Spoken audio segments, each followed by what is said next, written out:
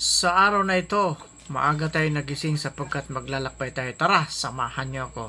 Mag-enjoy kayo sa biyahe natin. Mayroon tayong pupuntahan na isang lugar na talaga naman napakaganda. Sasabihin ko ang mga pangalan ng ating nadadaanan para alam ninyo.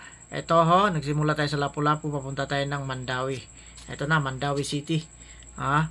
Old Bridge ang tawag nila dyan, connecting Lapu-Lapu City and Mandawi. Nasa Mandawi pa rin tayo, napakagandang tulay na ito. Ito yung pinakaunang tulay dito sa Lapu-Lapu na kumukonekta from Lapu-Lapu City to Mandawi City. Dito tayo dumaan kasi hindi naman matraffic dahil maaga pa tayong umalis ngayon, kaya makikita ninyo kukunti pa lang sasakyan. 'Di ba?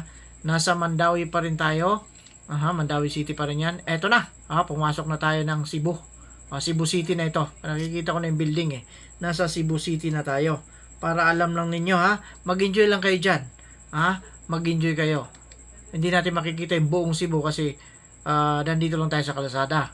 Ibig sabihin, ayan, papasok tayo sa tunnel. Tunnel yan. Tunnel. Kaya madilim dyan kasi tunnel yan. Hindi na natin nakuhanan yung nagloko yung ating camera paglabas.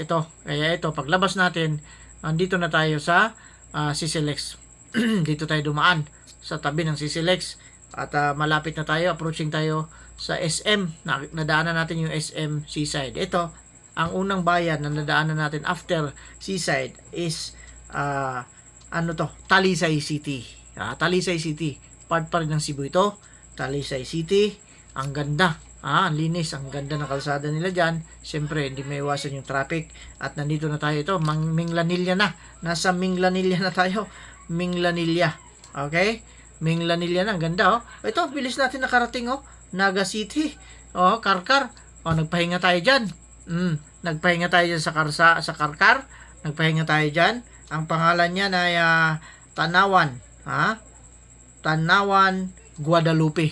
'Di ba? Ang ganda, dami mga riders diyan 'di ba? Ang presko, ang ganda ng tanawin diyan, ang linis ng kalsada. Ang bilis lang ng oras ng biyahe natin sapagkat maaga naman. Pero syempre, hindi tayo papayag na hindi tayo magpa-picture diyan. Akala ko picture lang pala 'yan Akala ko picture, yung pala video.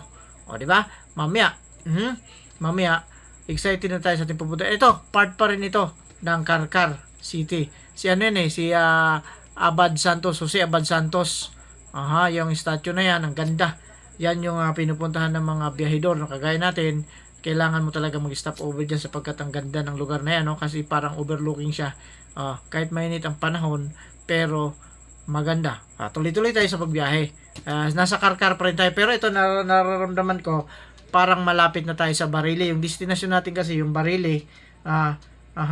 Malapit na tayo sa Mantayupan, Barile, Cebu. Ito, nararamdaman ko malapit na kasi bundok na tayo nasa bundok na. Excited na ba kayo? Mamaya, tingnan natin. Waterfalls ang makikita natin doon.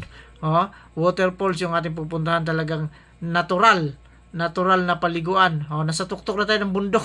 Di ba? Sana nag-enjoy kayo sa biyahe natin dito, lalo na mamaya mas mag-i-enjoy pa kayo pag nakarating na tayo. Siyempre, i-update namin kayo.